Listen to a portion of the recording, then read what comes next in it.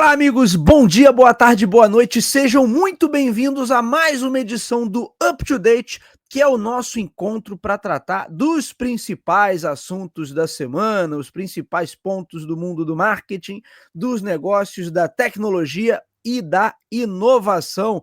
Meu nome é Bruno Garcia, sou professor e profissional na área de marketing e business, host aqui do canal Talk to Biz e tenho mais uma vez ao meu lado nosso querido amigo profissional de TI, Lucas Xavier, para mais uma gravação matutina. Lucas, seja muito bem-vindo a mais uma edição do Up to Date, meu amigo.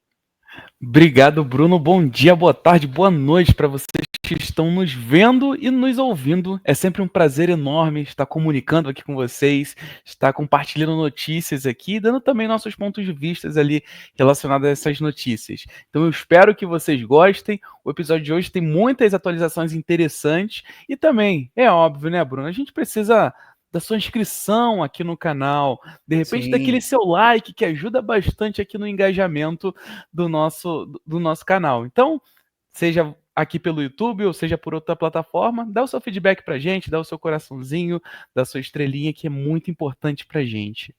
Com certeza. Ô, Lucas, por falar nisso, eu esqueci até de falar no programa passado, mas sabe que aconteceu um negócio que acho que é muito legal, assim, né? Tive a oportunidade de encontrar com um dos nossos ouvintes, né? Um dos nossos ouvintes. Eu encontrei com ele no shopping. E aí já tinha ele no Instagram, né? Já citamos ele aqui, então vou aproveitar para mandar mais uma vez um abraço para o nosso querido ouvinte, o Marco Garcia, que acompanha aí o canal, Lucas, é amigo do meu irmão, eu não o conhecia antes disso, mas ele passou a acompanhar o canal. E aí, lembra que eu falei, de vez em quando ele mandava o feedback, mandava pelo meu irmão, né? E aí meu irmão falava, pô, o pessoal tá falando que pessoal? Ah, é o Marco. Ah, pô, legal, o Marco. E aí, né, enfim, tenho ele agora no Instagram e tudo mais, e aí encontrei com ele no shopping, mas aí falamos rapidamente, estava na praça de alimentação e acabou que eu depois falei assim, pô, tinha que ter batido uma foto com o Marco, né? Mas acabou que eu fui para a fila do McDonald's para comprar batata frita pro Arthur e acabei não batendo uma foto, ô Lucas, com o nosso ouvinte aí, o Marco Garcia, mas deixo aqui registrado, né, Lucas? Deixamos aqui registrado um abraço para o nosso querido ouvinte Marco Garcia aí, que continue acompanhando o nosso trabalho aqui no canal. Agora, realmente a gente tem muita coisa interessante para hoje. A gente aqui sempre tenta trazer a ponta da inovação, o que pode mudar, o que pode gerar, né, rupturas de mercado, o que pode mudar, gerar uma virada de mesa em algum setor específico, é o que a gente tenta trazer aqui no Up to Date. Para a edição dessa semana, não tem como, né, Lucas? Vamos falar de OpenAI com o seu novo gerador de imagem que tanta polêmica causou aí nos últimos dias por conta do hype. De repente, o Lucas, todo mundo virou fã do estúdio japonês lá, o famoso estúdio de animação japonês, o estúdio Ghibli. De repente, o meu feed do Instagram tá todo mundo um fanzaço do estúdio Ghibli. Então vamos falar sobre isso. Vamos falar sobre a previsão, Lucas, para o mercado publicitário, previsão de desaceleração aí no mercado publicitário e o que isso significa para o setor e para outros setores também que dependem, é óbvio, da performance ali do mercado publicitário. Vamos falar de BYD, Lucas, mais uma vez o momento auto to biz, né? A gente toda hora vem uma novidade. E aí, Lucas, eu acho que a gente pode até começar por essa, se você me permitir, porque eu li um negócio essa semana, saiu aqui no Inside Viz, né, que é um portal específico sobre indústria automotiva elétrica, que está lá dentro do UOL. E aí, assim, eu estava preparando até uma pauta, porque a gente vai fazer um Talk to Biz específico sobre o mercado de elétricos, edição 2025 do mercado de elétricos. Ano passado a gente fez, e no ano retrasado a gente fez também. Nosso amigo aí, Renan Peixoto, tá me ajudando aí com isso para a gente gravar em breve no feed. Mas tem isso aqui, ó, uma mega fábrica da BYD que está sendo construída, ô Lucas, que vai ter a capacidade de produzir 1 milhão de veículos. E assim, o território, a área da fábrica, 130 quilômetros quadrados, é equivalente à área de Campinas, ô Lucas. Então, é uma loucura o que os camaradas estão fazendo. Vamos para a nota aqui, como de costume, meus amigos. Todos os links ficam na descrição do episódio para que vocês possam conferir esse conteúdo original. Nós vamos aqui para o texto. A BYD continua sua ascensão meteórica, solidificando a China como uma nova potência global na produção automotiva. No ano passado, a montadora chinesa já havia superado a Tesla em volume de produção de veículos elétricos, agora ultrapassou também em receita. Foram 107 bilhões no fechamento de 2024 contra 97,7 bilhões da Tesla. Sua fábrica em Zhengzhou está crescendo rapidamente e em breve sua área total será equivalente ou até maior que a cidade de Campinas, no interior de São Paulo. A gente de Campinas, a gente não está falando de qualquer cidade, né, Lucas? A mega fábrica, ainda em construção, será dividida em 8 fases de expansão e, quando concluída, ocupará cerca de 130 quilômetros quadrados, mais de 10 vezes o tamanho da Gigafactory da Tesla, que fica lá em Nevada. Atualmente, 60 mil dos 90 mil funcionários da BYD trabalham nesta planta, mas a empresa pretende contratar mais 200 mil pessoas globalmente nos próximos meses. A infraestrutura, Lucas, inclui moradias, espaços de lazer para os trabalhadores, tornando a fábrica uma verdadeira cidade industrial. A meta é produzir 1 milhão de veículos por ano nessa unidade, o que corresponde a 25% das vendas totais dos veículos da BYD em 2024. Então eu achei impressionante, né? Porque antigamente, né, Lucas, a gente, uma coisa que é muito certa, né, Lucas, que aqueles nossos professores de história sempre diziam: a história muitas vezes se repete, né, Lucas? Então você quer entender o que está acontecendo agora ou o que pode acontecer no futuro, você olha para a história. E essa coisa de fábricas gigantescas, de cidades industriais, isso não é algo de agora. Na verdade, inclusive, a Ford, o Lucas, a Ford, teve uma experiência aqui no Brasil, lá no estado do Amazonas, que eles tentaram construir algo semelhante e no sentido ali de verticalizar por completo a produção. Então tem um livro sobre isso, eu ainda não li, está na minha lista aqui. Se eu não me engano, da última vez que eu olhei, ele estava esgotado na Amazon. Se eu não me engano, o nome do livro é Fordlândia, que conta um pouco da história desse experimento, porque a ideia, por que Amazonas, né? Porque ali já estava próximo da extração da borracha. Como a ideia era verticalizar tudo, Lucas, eles pensaram assim: vou pegar de uma ponta a outra, já construo a fábrica aqui e daqui já despacho para o mundo. É óbvio que a ideia da super fábrica da Ford acabou não dando certo, mas você veja como é que essa coisa volta de tempos em tempos. Normalmente, hoje em dia, se você perguntar para um executivo, ele justamente é reticente em relação a construir essas fábricas gigantescas, porque ele tem receio de se comprometer com uma infraestrutura e depois, por qualquer razão, o mercado mudar, não sei o quê, e ele ficar com aquele elefante branco na sala, o famoso elefante branco. Mas a BYD parece realmente estar super confiante. Vale destacar, Lucas, que a gente vinha falando aqui no canal, a gente fala de indústria automotiva praticamente todo o programa, né? E a gente vinha falando que, de certa maneira, houve uma desaceleração na venda dos elétricos, puramente elétricos, no último ano, mas, em compensação, os híbridos estavam indo muito bem, obrigado.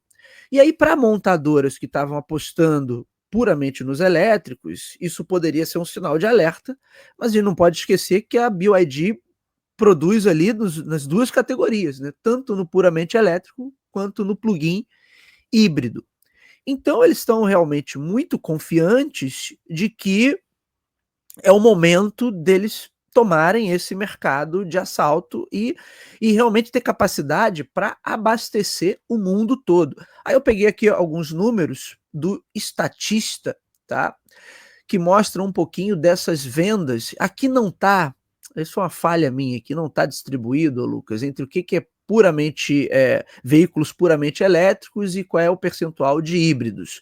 Mas só para a gente ter uma ideia dos números gerais, né? 2024 foram 17,1 milhões de unidades vendidas de veículos elétricos no geral, sem especificar o que é puramente elétrico e o que é híbrido, um aumento de 25% em relação aos números de 2023. A China lidera, tá? Foram 11 milhões de unidades vendidas na China, com um aumento de 40%. União Europeia e Reino Unido, 3 milhões de unidades vendidas, aí lá teve uma queda, então 3% a menos, mas em compensação, Estados Unidos e Canadá, 1,8 milhão de unidades vendidas, 9% de aumento, e no resto do mundo, 1,3 milhão de unidades vendidas, 27% de aumento. Portanto, você teve aí um leve declínio na União Europeia e no Reino Unido, mas no restante do mundo, aceleração, né? E só a China fica com 40%, Lucas, desse bolo. Ou seja, a fábrica da BYD, só abastecendo a China, ela já está, né, bem servida aí para ter sua capacidade, ali, vamos dizer, no máximo, né, para não ter capacidade ociosa. Mas se a gente pensar que a marca, a participação da marca está crescendo em muitos outros mercados, eu acho que agora, né, pela questão aí, como você falou muito bem no programa passado, uma questão muito mais geopolítica, você tem aí as novas políticas tarifárias, nos Estados Unidos vai ficar certamente um pouco mais difícil, né? Embora eu tenha minhas dúvidas, vamos ver na prática como é que isso vai ser, porque estava ouvindo um comentário, alguns veículos são tão baratos que mesmo com as tarifas, talvez eles ainda compensem, Lucas. Mas acho que em outras praças, assim, por exemplo, aqui no Brasil, né, a gente vê BYD agora para todo lado, então realmente eles estão ampliando essa participação. Na Europa, parece que em algumas praças também essa participação é maior, acho que ainda tem algumas questões tarifárias também, em especial na Alemanha, né? Mas de qualquer maneira é um movimento impressionante. Lucas, você imagina o que é uma fábrica do tamanho de um município, né? Do tamanho de um município. É um negócio inimaginável, né? Possivelmente supera em muito o conceito da cidade industrial da Ford, né? Que era muito mais no sentido de verticalizar tudo ali do que ter uma produção monstruosa, até porque, óbvio, né, naquela época, mais de 100 anos atrás, ou há quase 100 anos atrás, você não tinha um mercado global tão já estruturado como se tem hoje, então óbvio que você não teria o porquê também de construir fábricas com toda essa capacidade. Mas, Lucas, não deixa de ser impressionante a mega fábrica da BYD, que será maior do que a cidade de Campinas. Lucas Xavier, a BYD, né, nesse movimento, ela claramente, a gente falou da questão da super bateria, né, do sistema supercharger da BYD na semana passada, mas a BYD, de fato, parece não temer o futuro, mostra muita convicção, Lucas, que com ou sem tarifa dos Estados Unidos, o mercado global de elétricos será deles, né? Ou já é deles, né? Eles mostram uma extrema confiança aí, no que está previsto para os próximos anos. O que você acha, Lucas, dessa mega fábrica da BYD, meu amigo? Os números, de alguma forma, eles dizem algumas coisas para eles tomarem essas decisões. Então, há um tempo atrás, a própria Tesla começou a comprar bateria da BYD, ali em 2022. 2024 teve mais uma renovação ali para uma nova linha ali de baterias ali da própria Tesla. Então, de alguma forma, quando a gente diz isso para o mercado, é como se eu dissesse assim: olha, eu tenho a possibilidade de desenvolver a minha tecnologia, mas eu não quero. Eu prefiro comprar ali do outro, que seria basicamente ali no mesmo nível que a minha, se eu quisesse desenvolver, por um preço um pouquinho mais caro, talvez, um pouquinho mais barato. Geralmente é um pouquinho mais caro. Então, assim, a própria Tesla entendeu que isso faria sentido para o mercado. Então, quando a gente pensa no conceito de sair na frente em tecnologia, ali principalmente nos principais veículos ali, nos principais pontos ali do carro, a gente pensa em, em Tesla, pensaria na verdade em Tesla ali há alguns anos atrás, mas a gente pensa em BYD. É um mercado que a BYD ela consegue se consolidar ali, olha, eu vou ter o carregador mais rápido do mercado, eu vou ter ou um dos mais rápidos do mercado. Então, quando o seu usuário final parar em um posto, alguma coisa assim, ele vai carregar em 5 minutos. Então, tá mais ou menos ali parelho com o que hoje a gente faz ali no posto e coloca gasolina ali. Então, esses são alguns indicadores que o mercado, não necessariamente somente os números da BYD, mas o mercado ele entende e começa a internalizar. E aí a gente vê algumas iniciativas de as ações da BYD aumentam, então a própria questão ali do plano a médio e longo prazo deles é um pouco mais consolidados e talvez por isso, essa ousadia de fazer essa fábrica tão grande, de fazer uma fábrica ali que tem as moradias perto ali e conseguir distribuir de forma tão forte e de forma tão veemente os carros, eu vejo também como um ponto assim muito importante de LTV. Então a gente entende ali que esses investimentos que a BYD está fazendo é para ter um tempo de vida muito maior ali com seus usuários e com seus fornecedores e revendedores também, bem grande, e principalmente ali tá dizendo, olha, a gente está acreditando nessa tecnologia. Você que ainda não está 100% fiel, de repente, aqui, ou dando um crédito que, de repente, o mercado precise, a gente está investindo forte nisso. E a gente está investindo com agilidade para carregar, a gente está investindo em baterias que tenham mais autonomia.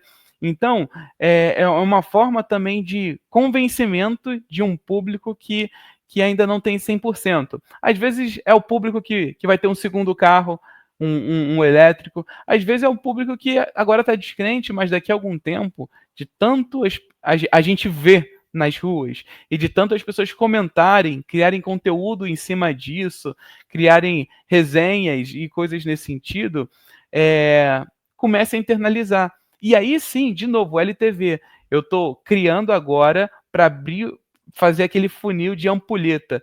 Eu estou abrindo, fechando e depois abrindo de novo. Então, a gente entende algumas coisas nesse sentido. E aí, só para finalizar, a principal parte ali da distribuição da China é na própria China. Então, isso mostra ali o conhecimento do seu mercado. Então, Sim. tem algumas coisas que, quando a gente conhece ali o público, quando a gente sabe ali os comportamentos, entende muito bem essa persona de quem compra, a persona ali do principal comprador, do principal do cara que mais indica ali a minha solução, a gente tem muitas coisas na mão. Então, o mercado da China não é um mercado grande e que tem bastante eco. Não é só na parte automotiva, na parte de entretenimento, quando a gente vê que lança algum tipo de filme. O filme chega na China, às vezes onde explode, onde tem mais visibilidade, onde aumenta bem forte ali a receita, o faturamento do filme. Então a gente tem alguns pontos que a China é um dos principais ecossistemas do mundo. Então, quando você entende isso, você começa a fabricar ali para aquela persona, porque você vê um potencial muito grande. Então eu acho que isso também é uma aula de entendimento ali do próprio território. E aí, quando eu começo ali validando no meu território, validando ali com quem consegue testar mais rápido, porque fica muito mais fácil quando eu testo na China, dá certo e distribuo depois, do que testar lá fora, ver se Sim, vai dar certo, ter outras questões fiscais, há muitas questões relacionadas a relações internacionais e geopolíticas também. Então fica muito mais fácil quando eu valido isso dentro da minha casa e ali a gente está, de repente, ali com um conceito mais amplo, mas ao mesmo tempo o mesmo mecanismo ali do MVP. Eu valido mais rápido aqui em casa quando eu tenho mais a possibilidade de receber um feedback mais rápido nesse sentido. Então, valido sim. pequeno, vejo se tem aceitabilidade, caso não, a gente guarda, caso sim, a gente pega isso e distribui para o mundo. E não tem, ô Lucas, aqui os números de vendas no restante da Ásia, né? Os números aqui têm só China, Europa, Estados Unidos, se bem que eles botam aqui o resto do mundo, 1,3 milhão de unidades, mas você tem outros mercados ali na Ásia, por exemplo, Coreia do Sul e Japão, que não são citados. Então, será que o volume é tão baixo assim, ou tão inexpressivo que tem que botar Coreia do Sul e Japão como parte do resto do mundo ali, né? E qual é o tamanho da participação da BYD e da influência da BYD nesses mercados também, né? E a gente sabe, nos Japão, tanto Japão quanto Coreia do Sul, tem também uma indústria automotiva muito forte. Tem lá Japão, Toyota, Honda, a Nissan, que mesmo com os rumores aí que vai fundir com a Honda, não sei o quê, mas ainda é uma montadora gigante. Na Coreia você tem Hyundai, Kia Motors, enfim, você tem uma indústria local ali já bem forte, mas de qualquer maneira a gente não sabe qual é a participação da BYD, né, porque a Ásia está toda ali na esfera de influência da China, né, de certa maneira, essa influência mercadológica que eu digo. Então é muito fácil também para eles escoarem essa produção para os outros países ali que estão ao lado. Um detalhe é que a, não necessariamente fala especificamente sobre o Brasil, né? E às vezes a gente tem uma percepção que, poxa, a BYD Também chegou com estaria, força aqui, também estaria ali no estaria resto do nesse mundo. bolo aí. Isso. A BYD chegou com força, mas assim, se fosse tão relevante, talvez a gente estaria em algum número especificamente aqui, algum relevo um pouco maior nessa reportagem aqui. Então, a gente tem a sensação, tipo, caraca, a BYD chegou, ando na rua, vejo um carro da BYD e tudo mais. Mas assim, a percepção varia muito do local também que a gente tá, né? Do local que a gente vive, da cultura que a gente tá. E assim, a gente vê que isso não tem muita relevância aqui quando a gente compara com outros espaços. Com certeza ainda não. A BYD está realmente com a participação crescente aqui no mercado nacional, mas ainda não deve ter o volume, né, Lucas? Para ser tratado aí como uma área específica, né? Só no Brasil é tantos milhões, já não chega, acho que nisso, né?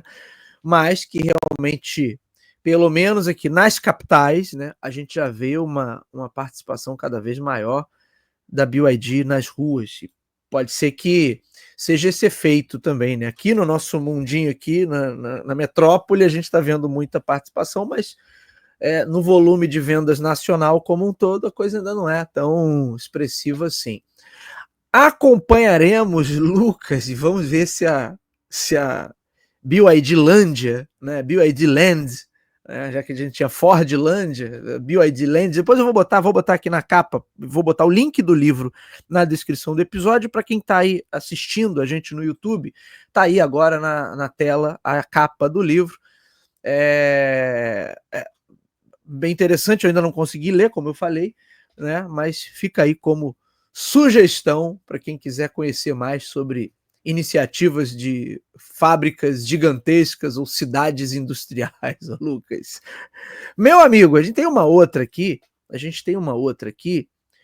que vale também o nosso comentário, que é sobre uma outra indústria, mas é a indústria publicitária. Peguei uma matéria aqui do Meio Mensagem, mas também com reportagem lá do Ad Age, que fala o seguinte, ó, previsão de queda nas verbas publicitárias para 2025 nos Estados Unidos.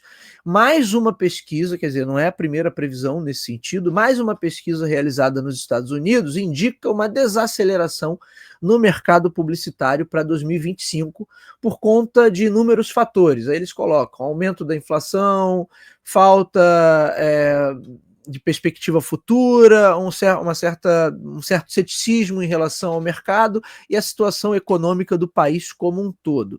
Dessa vez o relatório é da Magna, uma empresa de inteligência pertencente ao IPG Media Brands, que reduziu suas perspectivas de crescimento nas vendas publicitárias para o ano, indo de 4,9% para 4,3%, de acordo com o relatório divulgado na última quarta-feira, dia 26. A Madison & Wall também reduziu sua previsão, uma outra empresa de inteligência, também tinha reduzido sua previsão, Lucas, de vendas de publicidade para esse ano, indo de 4,5%, que era a previsão lá em dezembro, para 3,6%. Excluindo os gastos com propaganda política. Esse valor de 4,5% já era uma redução, tá, em relação ao que a empresa havia previsto anteriormente, que era de 5,3%. Ainda assim, são previsões, né? Mas tem mais de uma empresa de inteligência de mercado fazendo uma previsão de desaceleração para os investimentos publicitários em mercado norte-americano. A redução nas perspectivas da Magna veio após os Estados Unidos experimentarem um de seus anos mais bem-sucedidos em termos de vendas publicitárias, Lucas. Isso é que é curioso. Em 2024, as vendas de anúncios domésticos chegaram a 380 bilhões de dólares, refletindo um crescimento de 12,4% em relação ao ano anterior. Esse resultado corresponde à segunda melhor performance em 25 anos, logo atrás da recuperação ocorrida em 2021, quer dizer, foi aquele ano pós-pandemia, onde o crescimento de vendas publicitárias foi de 25%. Só a título de comparação, tá? O mercado publicitário brasileiro registrou avanço de 12,17% nos investimentos em mídia em 2024, chegando a um faturamento, Lucas, de 26,3 bilhões de reais, é claro. Trata-se da maior cifra já registrada pelo levantamento do Sempre Meios, que está em sua 8ª edição anual, aí notícia do Valor Econômico. Aí voltando aqui para o relatório, para a reportagem do Ad Age, uma nova pesquisa da Kantar, publicada na última segunda-feira, dia 24, revelou que 80% dos consumidores americanos estão preocupados quanto ao impacto que as tarifas impostas pelo governo Donald Trump terão em suas finanças e gastos pessoais, o que tem resultado em gastos mais restritos. A Magna apontou ainda em seu relatório uma deterioração dos negócios e na confiança dos consumidores. E aí ela cita aqui declínio no mercado de ações no último mês, que abalou um pouquinho Wall Street, enfim. E a percepção do público e do mercado de maneira geral, que os tempos próximos aí são tempos difíceis. Entre as mídias mais afetadas, aí o ponto curioso, o digital, né, tem, na verdade, impacto praticamente zero. A previsão para o digital é ainda melhor do que foi do ano passado, então um acréscimo, Lucas, de 10%, podendo chegar a um faturamento de 293 bilhões de dólares. E os donos das mídias tradicionais, incluindo TV e mídia impressa, ficam, segundo o relatório, mais vulneráveis quanto à falta de visibilidade dos negócios. E aí, com isso, os profissionais de marketing acabam buscando justamente o digital, porque você tem mais efetividade aí e KPIs mais assertivos. Ou seja, para essas plataformas tradicionais, a queda deve ser mais acentuada. Só por curiosidade, o mercado global de publicidade, o Lucas, movimentou em 2024 791,6 bilhões de dólares. Aí os números são, mais uma vez, do Statista. O mercado norte-americano é o maior mercado publicitário do mundo, Então, se esses números estão batendo ali de 791 bilhões, mais da metade, ou praticamente a metade, é só em território norte-americano. Também a título de comparação, publicidade brasileira, a previsão aí é de crescimento de 5,2% para 2025, de acordo com o relatório da Dentsu. E aqui no Brasil, olha que curioso, o crescimento será impulsionado pela televisão, mas também por investimento no digital, Lucas. Então a gente vê aí claramente a diferença de configuração das estruturas de mídia, né, em diferentes mercados. E agora, uma coisa que é preocupante, é claro que a gente está falando de território do mercado norte-americano, quer dizer, a previsão de uma desaceleração em território norte-americano, mas também porque muitas vezes essas empresas que atuam, que são empresas estadunidenses, elas vão replicar essas políticas talvez mais conservadoras em outros mercados também. Então, você pode significar isso já uma desaceleração na atividade econômica, porque se o camarada já está prevendo gastar menos com publicidade, é porque ele está prevendo também uma queda nas vendas, ou que ele pode ter mais dificuldade para faturar no próximo ano. Então, isso é um indicativo, quer dizer, que do ano passado, que teve um recorde, a segunda maior alta em 25 anos, Lucas, foi no ano passado, com 12 ponto alguma coisa, eu li aí no texto, né, de aumento no investimento publicitário. E agora essa previsão é de queda, é porque está todo mundo de olho, e aí é um indicador muito claro, né? Está todo mundo de olho no que o governo Trump está fazendo, e todo mundo meio botando o pé no freio, falando assim, peraí, vamos esperar, porque eu acho que tem um potencial disso aqui, de repente, dar problema, e a economia desacelerar. Então, o mercado está todo em atenção. E se acontece no mercado norte-americano, que é o maior mercado do mundo hoje, ainda certamente isso vai irradiar para outros mercados também. Agora, curiosidade de todos aqui no Brasil, o crescimento do investimento publicitário ainda é puxado pela TV, né, Lucas? Então, dá-lhe Big Brother, dá-lhe Fazenda e outros conteúdos aí que a gente sabe que ainda fazem um grande sucesso, possivelmente futebol também, conteúdo esportivo. Então, tem a diferença ainda clara ainda do mercado, a configuração do mercado publicitário brasileiro para em outras praças. Meu amigo Lucas Xavier, desaceleração à vista, ou isso é só excesso de precaução, um pequeno tropeço, e com o passar do ano, o andar aí da carruagem, as coisas devem se normalizar? É uma diferença considerável, né? Um ano que você tem recorde e um ano que você tem uma previsão de baixa. Ou já os camaradas calculando assim, olha, quantas empresas chinesas tem anunciando em território norte-americano? Lembra que a Temu foi uma das maiores anunciantes de 2023, não sei agora em 2024, mas será que eles já estão pensando assim, ó, tira o investimento do TikTok, tira o investimento da Temu, tira o investimento da BYD e de outras, que vão ver assim, vai ficar difícil vender aqui em território norte-americano, só esses caras tirando dinheiro já tem uma queda considerável. Será que é isso, doutor Lucas? É uma possibilidade e uma possibilidade real também. Então, eu acho também que um dos principais pontos é aquele afã, às vezes, ali do novo, da novidade ali, das políticas ali, novas ali que vão ser aplicadas ali nos Estados Unidos, mas também tem a questão que o mundo está avançando e os Estados Unidos não pode, de forma alguma, perder ali, no ponto de vista do norte-americano ali, não pode perder assim alguns tipos de posicionamentos bem fortes. E a relevância também, né, Lucas? Exatamente. Então, assim, tem toda essa questão ali de, pô, o centro ali da inovação no mundo e tudo mais, das grandes, das grandes empresas e tudo mais.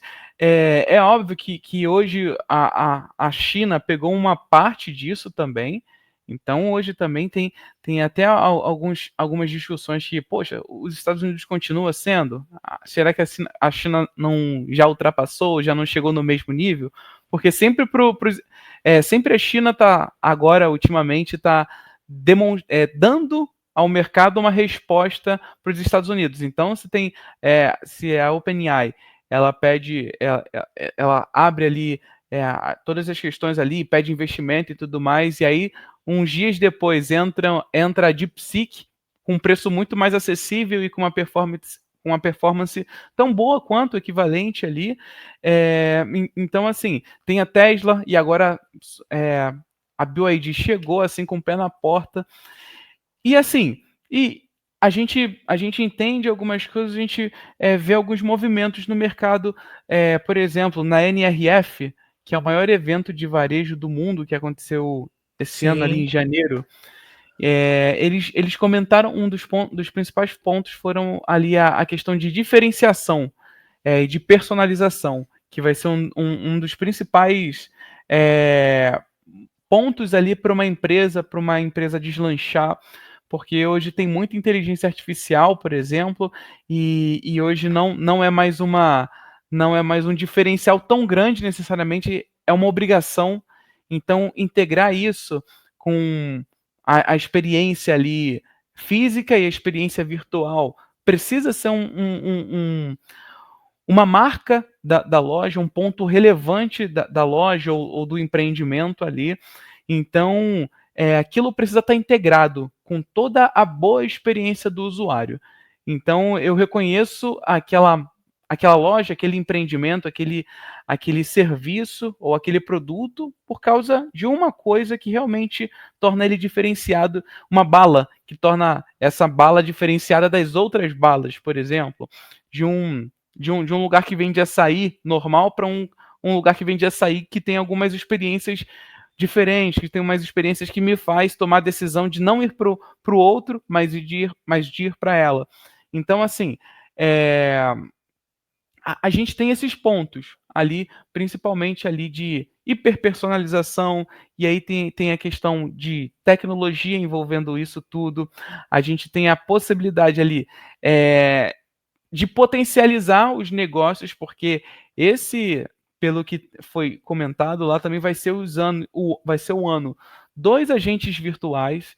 Então, é o que a gente, toda semana agora a gente está vendo mais de um agente virtual sendo lançado e com múltiplas aplicabilidades. Então, a gente consegue aplicar muitas soluções no nosso negócio, só que a gente precisa também filtrar e saber qual é a certa, qual tem um valor percebido maior pelo nosso cliente. Então, eu acho que esse é um ponto ali que vai ajudar muito. E a gente tem a própria questão de não necessariamente menos dinheiro quer dizer menos inovação ou menos ousadia ali no mercado. Uma coisa que vem acontecendo bastante já há alguns anos e de alguma forma ali 2021, 2022, ali 2020 potencializou, que é a questão do live commerce, que está acontecendo lá na China. Então, é um mercado que ainda não foi tão explorado quanto ele é explorado lá na China, não foi explorado Sim, de forma veemente no mundo. Então, aqui no sim. Brasil, nos Estados Unidos, na Europa, não é tão forte quanto na China, mas ainda tem No alguns movimentos. Ocidente como um todo, né? Não foi explorado. Exatamente, tem alguns movimentos que já são bem relevantes em alguns pontos, mas assim, são coisas pontuais, não são grandes movimentos. Então, a gente tem essa possibilidade também que vai potencializar muito e que de alguma forma economiza bastante ali a própria parte ali do investimento ali do marketing mais físico, alguma coisa assim, porque eu trabalho muito com influenciador.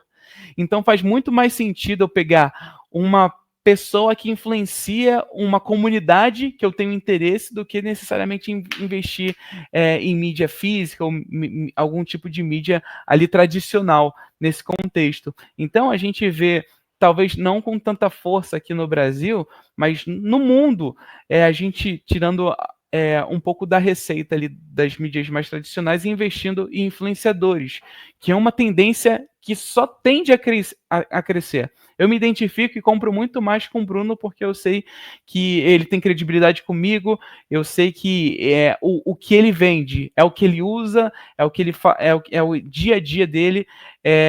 Então, assim, tem muito essa questão de aquela pessoa é uma autoridade para mim. O que ela indicar, eu compro. Então, e isso, a tendência é só crescer, realmente é só aumentar nesse contexto. Então, assim, a gente vê alguns movimentos, é óbvio, por exemplo, aqui no Brasil, a mídia tradicional ainda é muito forte. E isso não é ruim também, só que aqui tem um mercado muito forte nesse sentido. Futebol Sim. sempre vai ser o maior entretenimento do mundo, pelo menos por muitos e muitos anos ainda.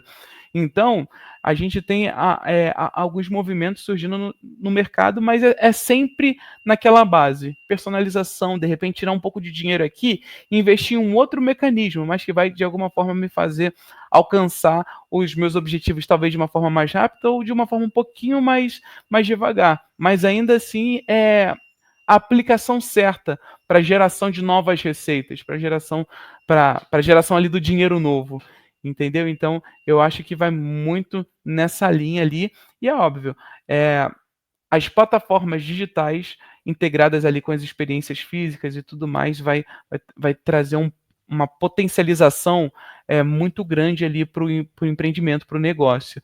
Então faz todo sentido toda essa integração.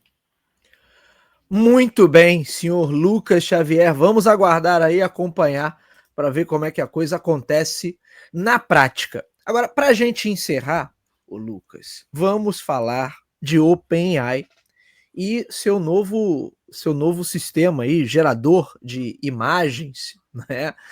Porque, mais uma vez, a empresa acabou, sem querer, eu acho, né, se envolvendo numa polêmica, porque na última semana foi disponibilizado aí o novo gerador de imagens do ChatGPT e por essas coisas esses movimentos que acontecem na internet, o Lucas, caiu no gosto do pessoal, todo mundo criar imagens, recriar imagens no estilo de um estúdio específico, o estúdio Ghibli, que é um famoso estúdio de animação japonesa. Para quem conhece um pouquinho de animação japonesa, sabe de alguns filmes clássicos como Meu Vizinho Totoro, A Viagem de Chihiro, todos feitos pelo estúdio Ghibli. Tem lá o fundador do estúdio Ghibli, que ainda é vivo, inclusive o pessoal... Vou recorrer aqui ao smartphone, ô Lucas, porque eu salvei aqui uma fala. O pessoal resgatou uma entrevista que ele deu em 2016 para a NHK, né, falando sobre uso de tecnologia para facilitar a animação. E aí você tem o Hayao Miyazaki, que é um camarada, uma lenda na indústria de animação mundial e na indústria de animação japonesa, mas ele em 2016, participando aí de uma reportagem para a NHK, ele falou que considera esse tipo de uso da tecnologia para replicar habilidades humanas um insulto. Né? Esses termos, vou deixar o link aqui também na descrição do episódio. Estou recorrendo aqui ao celular porque tem de ontem para hoje, todo mundo relembrou essa reportagem da NHK e está todo mundo postando esse conteúdo novamente. Mas por quê?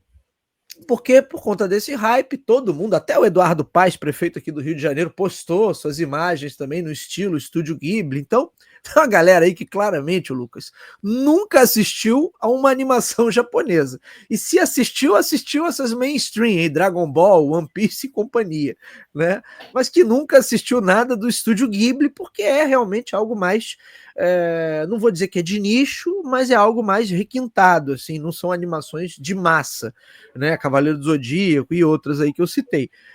Então, claramente, a galera surfando ali no hype para ganhar engajamento nas redes sociais, mas o que é óbvio, né? Levantou, o Lucas, mais uma vez a questão de direitos autorais, né, e do fair use, do uso justo ali que essas plataformas fazem dos dados que elas recolhem da internet como um todo. Foi até algo que eu comentei lá no episódio com o nosso amigo Renan Peixoto, falando da DeepSeek. Eu acho uma cara de pau Sam Altman reclamar que alguém possa estar pegando alguma coisa da internet e usando no seu próprio sistema, porque é justamente isso que o ChatGPT e qualquer outro sistema faz. Mas tem uma questão ali do limite, né? Essa linha ainda é muito cinzenta, né, Lucas? De qual é o limite do uso justo. Eu sei que sempre tem alguém falando assim, mas eu posso aprender a desenhar e fazer os traços do estúdio Ghibli. E isso não é um crime. Claro, o indivíduo fazer isso não é um crime. O problema, né, é quando você tem um sistema que pode tornar isso em escala industrial, simplesmente com um comando. É que foi o que a gente viu, né? Qualquer um que usa rede social aí, nos últimos 2 dias, viu o que é a escala industrial, né, de uma inteligência artificial que, de repente, todas as tuas postagens, as postagens que você está vendo, tem aquele determinado estilo, que é um traço muito característico, né, do estúdio. Então, isso reacendeu o debate. Eu tenho uma matéria aqui que saiu no TechCrunch, né? Vou ler aqui um trechinho. A atualização mais recente da OpenAI vem logo após o lançamento do Google de recurso de imagem de IA semelhante em seu modelo Gemini Flat, que também desencadeou o movimento viral no início de março, quando as pessoas o usaram para remover marca d'água de imagens. A questão aqui da OpenAI, as ferramentas mais recentes da OpenAI e do Google tornam mais fácil do que nunca recriar os estilos de trabalhos protegidos por direitos autorais, simplesmente digitando um prompt de texto. Mas a preocupação real está em como essas ferramentas de IA são treinadas para imitar estilos. Essas empresas estão treinando em trabalhos protegidos por direitos autorais. É o caso óbvio do Estúdio Ghibli, e em caso afirmativo, isso viola a lei de direitos autorais. Aqui é um questionamento que a reportagem aqui deixa. E aí eles ouviram um especialista. De acordo com Ivan Brown, um advogado de propriedade intelectual do escritório de advocacia Neal e McDevitt, produtos como gerador de imagens nativos do GPT-4 operam em uma área legal cinzenta hoje.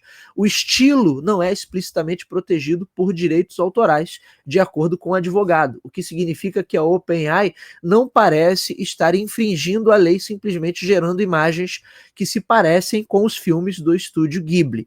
No entanto, Brown diz que é plausível que a OpenAI tenha alcançado essa semelhança treinando seu modelo em milhões de quadros dos filmes do estúdio. Mesmo que esse fosse o caso, vários tribunais ainda estão decidindo, Lucas, se o treinamento de modelos de IA em obras protegidas por direitos autorais se enquadra nas proteções de uso justo, o fair use, que a gente citou ainda há pouco. Lembra que a gente falou no ano passado, Lucas, de algumas empresas, não exatamente a OpenAI, mas 2 outras empresas, acho que o nome era Suno, que eram empresas que criavam músicas via IA, e também tinha essa questão. O cara fez uma música aqui igualzinha a música do fulano. Não, mas não treinamos, Lucas, nosso sistema na base do fulano, não, que isso? Né? O sistema, intuitivamente, ele pensou assim, acho que a fulana deve fazer boas músicas, que tal tentar fazer algo parecido? Então, assim, isso ainda vai dar pano para manga, é só mais um capítulo, Lucas, e estamos acompanhando isso, a evolução desse mercado em tempo real, mas isso ainda vai dar muito pano para manga, né, de como, primeiro, as empresas criadoras de conteúdo vão se proteger. Até onde eu vi, não houve ainda nenhuma manifestação oficial, por exemplo, do Estúdio Ghibli. De ontem para hoje, estamos gravando sábado, dia 29, de ontem para hoje ainda não vi nada. É possível que eles se manifestem? É possível que eles não falem nada e daqui a pouco entrem na justiça, da mesma forma como fez o The New York Times e outras? Vamos acompanhar. Por enquanto, temos a declaração aí do lendário animador, desenhista Hayao Miyazaki, mas uma declaração de 2016, onde ele já abominava a coisa toda. E olha que nem tinha chat GPT, Lucas. Imagina o que ele deve estar dizendo agora, se ele tem lá o Instagram e abre o feed e tá todo mundo fazendo graça com o seu estilo. Talvez ele ache isso até lisonjeiro, né? Fala assim, nossa, realmente as pessoas admiram, talvez até mais do que ele imaginasse, o traço do Estúdio Ghibli. Mas a grande questão é sempre assim, o potencial da galera promover coisas em escala industrial com uma ferramenta que torna tudo tão fácil. Então, será que eu, sem conhecimento nenhum, não poderia fazer um videozinho de 1 minuto usando os traços do Estúdio Ghibli? Esse é o ponto, né, Lucas? Esse é o ponto. Enquanto a galera estiver fazendo graça no Instagram, dane-se, porque isso é um hype que dura 48 horas e daqui a pouco a galera já esqueceu. Vão fazer agora com o estilo dos Simpsons, né? Então, aí daqui a pouco vão fazer no estilo e assim vai. Mas é o potencial disso ser usado como uma ferramenta massiva. Muitas empresas, muito antes da IA, já eram bastante restritivas em relação ao uso de suas propriedades intelectuais. Lembro do caso de um fanfilme que a galera fez do Batman, e que a DC, né, estava começando o YouTube, e a DC na época entrou com tudo, com os 2 pés na porta, com os advogados falando, não, tem que acabar com isso aí, tem que tirar. Né? Então, assim, Nintendo é outra empresa super restritiva, muitos youtubers, inclusive, reclamavam que não podiam fazer vídeos com gameplay dos jogos da Nintendo durante uma época que a Nintendo ia lá e mandava derrubar. Então, assim, não é uma relação muito fácil. E a OpenAI está no limite ali, e claramente tem empresas que vão reagir a isso. Lucas Xavier, você também fez sua foto no estilo do Estúdio Ghibli, do meu vizinho Totoro? Não fiz, mas eu acho assim, que assim, algumas coisas no mercado o pessoal ainda tá entendendo e tem alguns pontos assim que é óbvio que aí já é um exagero por parte de quem tá criando conteúdo sobre aquele universo ali. Então, por exemplo, essa questão da DC que você falou que uma pessoa criou conteúdo. Tem alguns pontos, assim, porque era no início do YouTube, então de repente ali alguma coisa um pouco mais, poxa, da parte da DC, pô, eu acho melhor tirar isso porque pode arruinar de repente a imagem, ou deixar tipo um papelão, alguma coisa nesse sentido. Mas por outro lado, tem a questão de eu me promovo muito mais quando tem gente criando meu conteúdo, porque mais gente tá acessando, mais gente está me divulgando, eu estou tendo mais visibilidade por outras pessoas, eu estou tendo mais de diversidade assim de comunidades.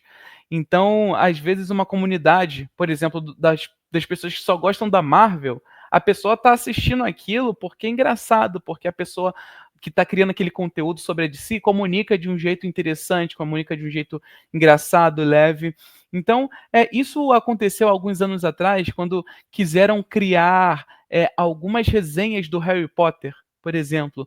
Então, o pessoal estava criando conteúdo, falando sobre, tirando algumas dúvidas, e aí tiveram algumas pessoas ali da parte mais executiva ali do universo de Harry Potter que entraram em cima com o pé na porta também, querendo fechar, querendo, enfim, pedindo ali para o pessoal não falar, não divulgar e tudo mais. Mas aí a própria comunidade do Harry Potter começou a fazer alguns movimentos e algumas movimentos voltados a boicotar os próprios filmes, comprar os livros e coisas nesse sentido. Então eles entenderam que nesse contexto eles não têm tanto controle ali, os executivos nesse sentido, porque a obra é para quem está lendo, para quem está vendo, e aí o pessoal tem liberdade para criar conteúdo sobre, falar se foi bom, se foi ruim, se não foi. Hoje tem alguns mercados que estão entendendo bem isso, então que às vezes até chama o influenciador ou a pessoa que cria conteúdo nesse contexto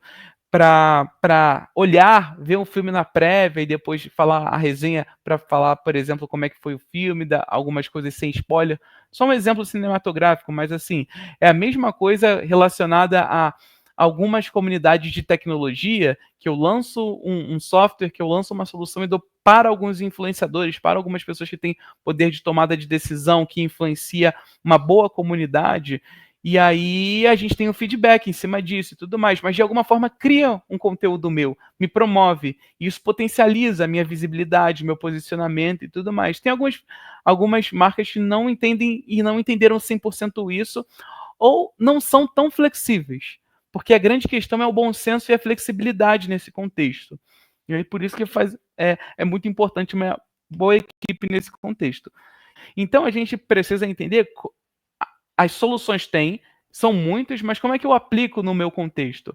Porque sabendo onde a gente vai aplicar, a gente ganha dinheiro, a gente tem visibilidade e principalmente a gente tem o reconhecimento ali daquela marca, daquele posicionamento e do que eu ofereço ali como serviço ou produto.